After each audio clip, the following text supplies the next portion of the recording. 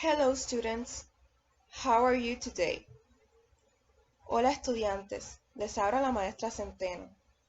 Hoy estaremos leyendo la lectura Babe the Blue Ox, situada en nuestro módulo de inglés de quinto grado. Have fun! Babe the Blue Ox, retold by S.E. Schlosser.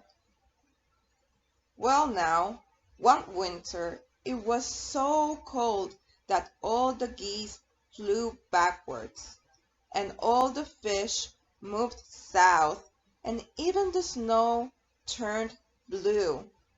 Late at night it got so frigid that all spoken words froze solid afore they could be heard.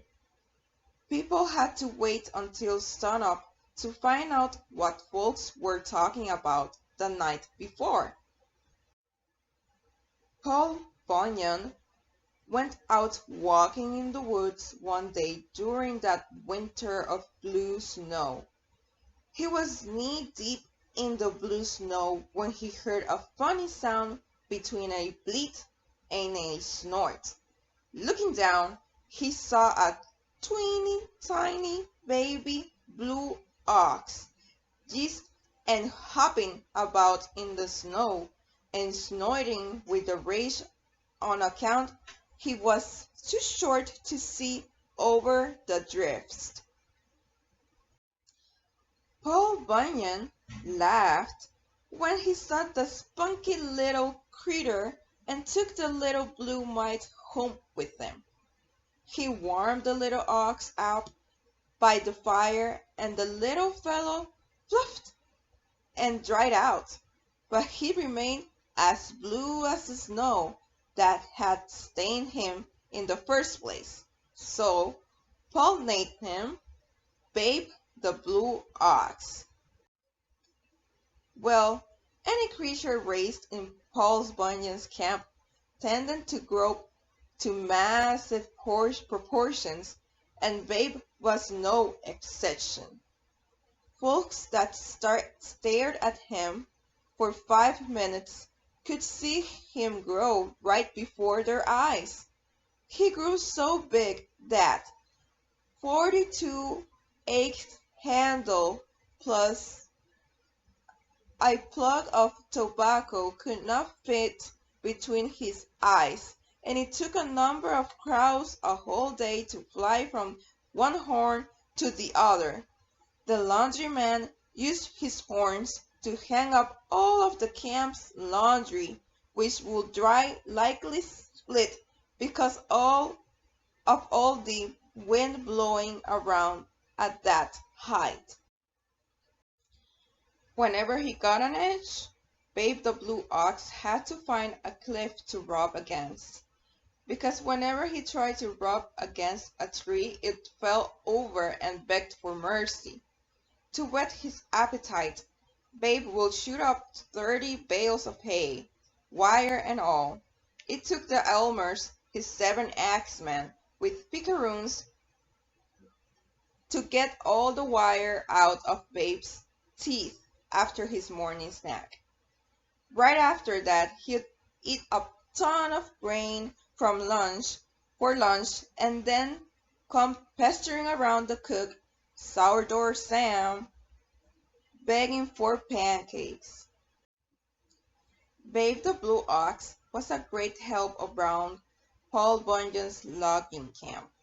He could pull anything that had 2 ends, so Paul often used him to straighten out the pesky, twisty logging roads.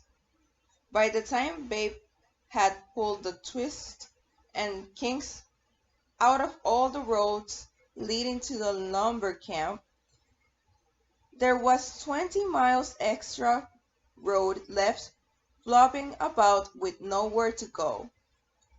Paul rolled them up and used them to lay a new road into new timberland.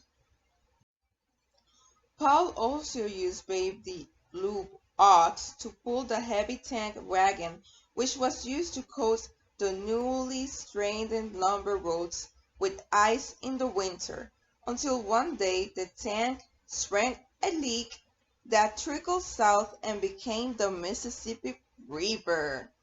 After that, Babe stuck to hauling logs, only he hated working in the summertime. So Paul had to paint the loggy roads white after spring throw so that Babe could keep working through the summer. One summer, as Babe the Blue Ox was hauling a load of logs down the whitewashed road and dreaming of the days when the white winter would feel cold again and the logs would slide easier on the ice, he glanced over the top of the mountain and caught a glimpse of a pretty yeller calf racing in the field. Well, he twisted out his harness, likely split, and stepped over the mountain to introduce himself. It was love at first sight, and Paul had to abandon his load and buy Bessie, the yellow cow from the farmer before Babe would do any more hauling. Bessie the yeller cow grew to be massive, yet dainty proportions that were suitable for the mate of Babe the Blue Ox.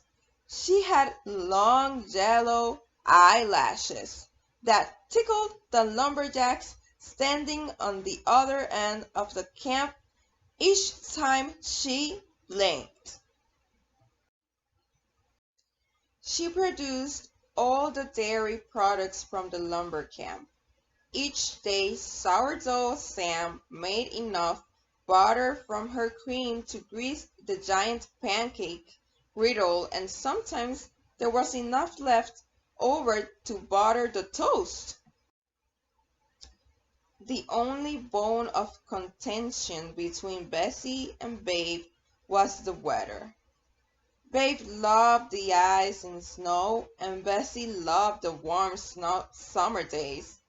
One winter, Bessie grew so thin and pale that Paul Bunyan asked his clerk, Johnny Inkslinger, to make her a pair of green goggles so she could think it was summer. After that, Bessie grew happy and fat again, and produced so much butter that Paul Bunyan used the leftovers to grease the whitewashed lumber roads in summer.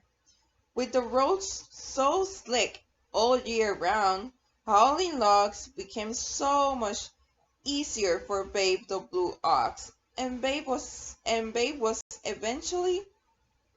so Babe eventually came to like the summer almost as much as Bessie. This is the end. Thank you for reading with me. Este es el final. Gracias por leer conmigo. Recordemos que estamos introduciendo la forma de lectura de Tall Tales. Los Tall Tales se identifican por ser lecturas cortas, casi siempre traducidas y manejadas de manera en tradición oral, o sea que se ha movido por generaciones en generaciones y tienen que ser perspectivas de un lugar físico, de algún lugar, algún país específico. Los tall tales tienden a ser exagerados y obviamente al ser tan exagerados son cuentos de fantasía. Gracias.